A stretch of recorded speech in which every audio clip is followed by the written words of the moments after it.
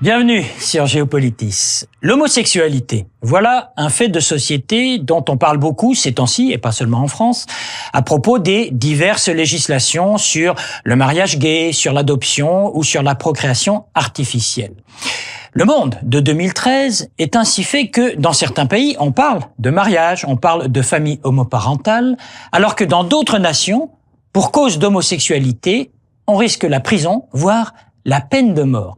Il faut ici se repositionner par rapport à quelques dates clés. Prenons le cas de la France. En 1960, sous le général de Gaulle, un amendement législatif assimile l'homosexualité à, je cite, un fléau social. 8 ans plus tard, la même France adopte la classification de l'Organisation mondiale de la santé qui qualifie alors l'homosexualité, je cite encore, de maladie mentale. Il faudra attendre 1981 pour que Paris décide que l'homosexualité ne figure pas ou ne figure plus dans la liste de ces maladies. Et ce n'est qu'en 1990 que l'OMS, pour sa part, fera de même et retirera l'homosexualité de cette fameuse liste. Entre-temps, dès 1989, un pays, le Danemark, aura été le premier au monde à offrir aux homosexuels le droit au mariage, sauf, il faut le dire, sauf le droit à l'adoption. C'est dire l'impressionnant décalage de législation, donc de mentalité, entre les divers pays du monde. C'est le décryptage de Géopolitis. Une grande conférence va s'ouvrir à Paris à la fin du mois de mars de cette année. Non pas sur le mariage entre personnes du même sexe, non. Il s'agira pour une soixantaine de pays de faire avancer un objectif que s'est fixé l'ONU, une dépénalisation universelle de l'homosexualité.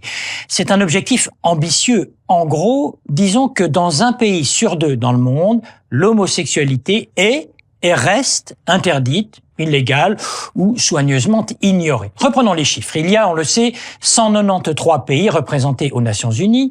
Dans 70 de ces nations, les pratiques homosexuelles sont totalement interdites. On peut en dresser la carte. Pour crime d'homosexualité, la peine de mort existe dans 8 de ces pays. L'Arabie Saoudite, l'Afghanistan, l'Iran, la Mauritanie, le Nigeria, le Qatar, la Somalie et le Soudan. L'Iran se distingue par le nombre de pendaisons effectuées chaque année, ce qui n'a pas empêché le président iranien Ahmadinejad de décréter, je cite, qu'en Iran, les homosexuels n'existent pas. Et puis, il y a les pays où la punition, c'est la prison, parfois à perpétuité. On en compte 63 de ces pays, essentiellement en Afrique, en Asie et au Moyen-Orient. On peut citer entre autres l'Ouganda, où la prison est la règle, et où une partie des députés souhaiterait du reste que l'on passe à la peine de mort. Le Pakistan, pour sa part, a recours à la prison, mais dans l'arsenal juridique, la peine de mort existe. Toujours en prison, encore, là, à des degrés divers, au Cameroun, au Burundi, au Koweït, en Malaisie ou en Zambie. Sur d'autres continents, un mot sur la Chine, où depuis 2001, on a retiré là-bas l'homosexualité de la liste des maladies mentales. Une autre précision sur la Russie, où le parti politique du président Poutine a fait récemment voter un texte législatif instaurant des amendes sévères pour tout acte qualifié de promotion de l'homosexualité. Une seule leçon à tirer de toutes ces données statistiques, décidément, la planète n'évolue pas au même rythme en matière de mœurs.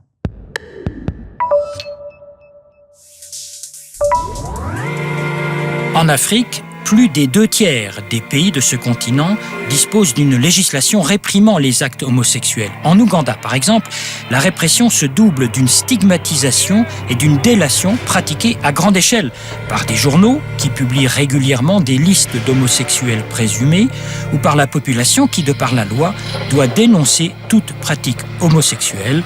En janvier 2011, le militant le plus engagé en faveur des droits homosexuels, David Kato, a été assassiné. En Tanzanie, la répression est tout aussi sévère dans les communautés gays et lesbiennes.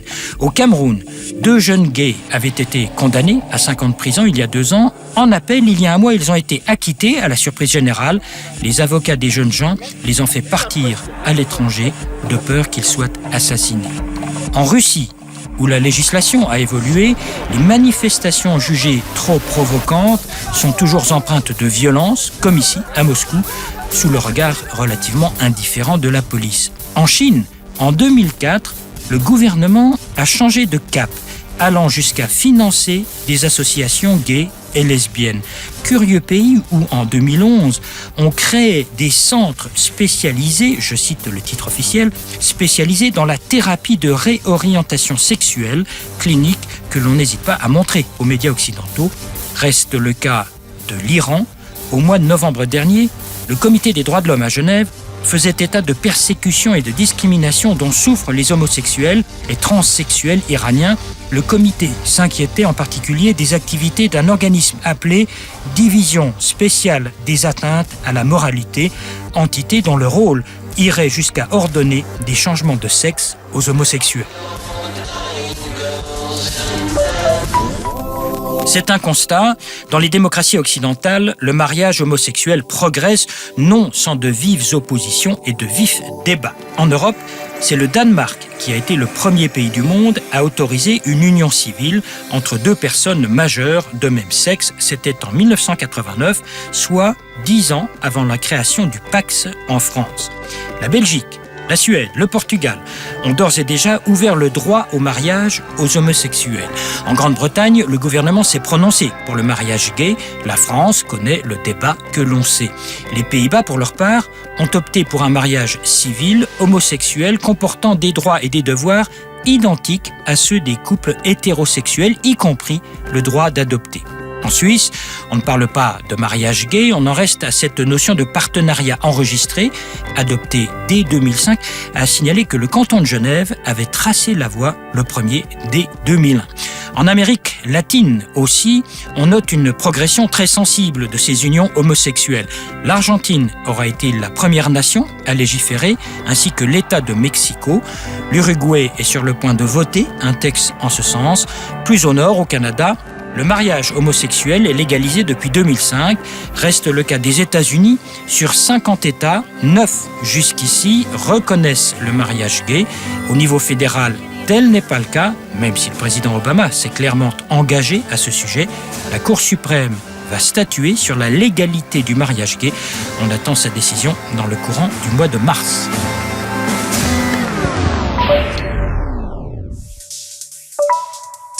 L'invité de Géopolitis, John Fisher, qui est co-directeur de l'ONG ARC International, qui s'occupe justement ici à Genève de promouvoir les droits des homosexuels dans le monde. Beaucoup de travail, j'imagine, pour convaincre l'ensemble des Nations Unies de progresser sur le chemin de la reconnaissance des droits. Vous en avez pour quelques années encore, je pense. Oui, c'est vrai. C'est un travail qui est jamais terminé, mais on a vu de bons progrès au cours des années récentes, je dirais aussi. Alors, on va commencer justement par les bons progrès. Quels sont récemment les pays qui ont convenu que oui, il fallait maintenant dépénaliser l'homosexualité? Il y a beaucoup d'éléments à notre travail. La dépénalisation, c'est un élément important, c'est clair.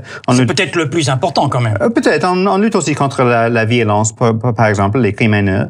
Les crimes haineux, vous dites. Oui, c'est ça, exactement. Et aussi pour inclure les motifs comme orientation sexuelle ou identité de genre dans les lois contre la discrimination. Alors, dans chaque pays, dans chaque région, il y a des défis différents. Et ce qui est important, c'est qu'il y a maintenant des pays dans chaque région du monde vraiment qui sont en train de reconnaître qu'il faut respecter les droits de tous les êtres humains, y compris les personnes lesbiennes, gays, bisexuelles et transgenres. Comment faites-vous pour convaincre un pays qu'il faut s'adapter, quel que soit l'environnement politique ou de la religion? Quels arguments vous leur dites, il faut faire comme les autres, comme nous? C'est pas une question d'imposer des valeurs d'un pays ou d'une région spécifique. C'est plus pour reconnaître que dans chaque pays du monde, il y a des personnes, des membres de la communauté, des citoyens qui sont gays, lesbiennes, bisexuels ou transgenres.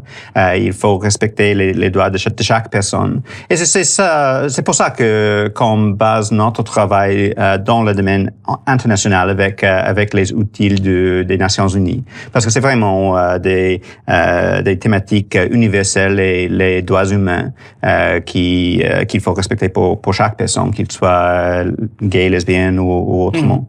Alors, vous parlez des Nations Unies. La bonne chose, c'est que tout le monde se réunit pour discuter. La moins bonne chose, c'est que certains pays bloquent tout. Oui, c'est vrai. Lesquels? Allez, on dit les noms?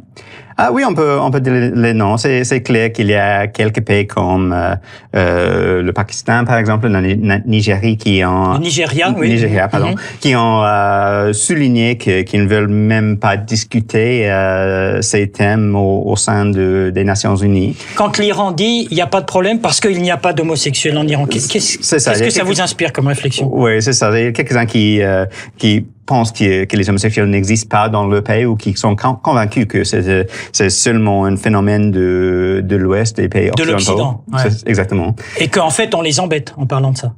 Oui, c'est ça. C'est très frustrant parce qu'il faut commencer au moins avec un débat, une discussion pour soulever quels sont les problèmes dans chaque pays.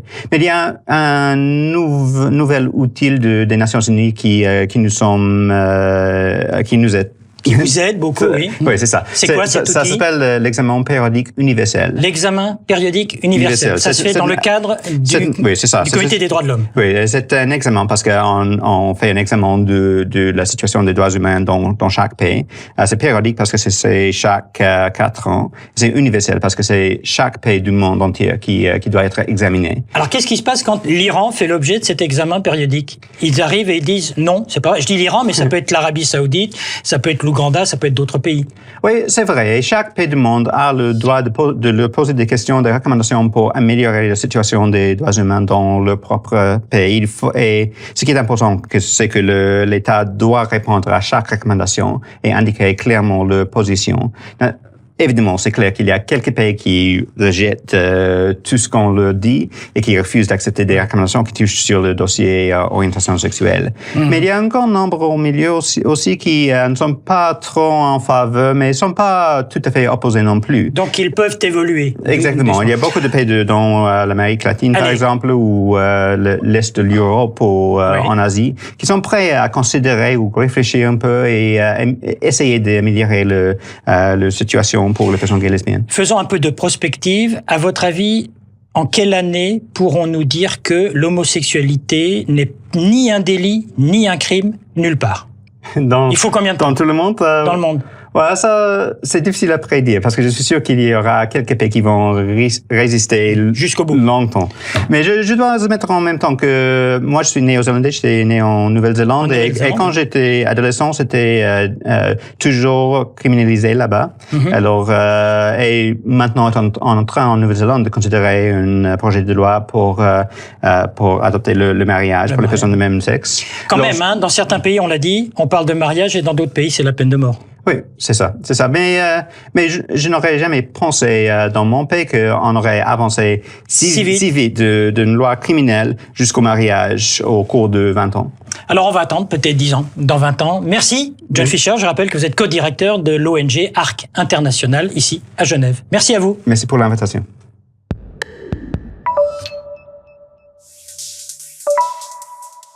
Quelle histoire! En France, le débat sur le mariage gay a pris un tour polémique au cours duquel toutes les couches de la société ont eu leur mot à dire. Personne du reste ne s'en est privé.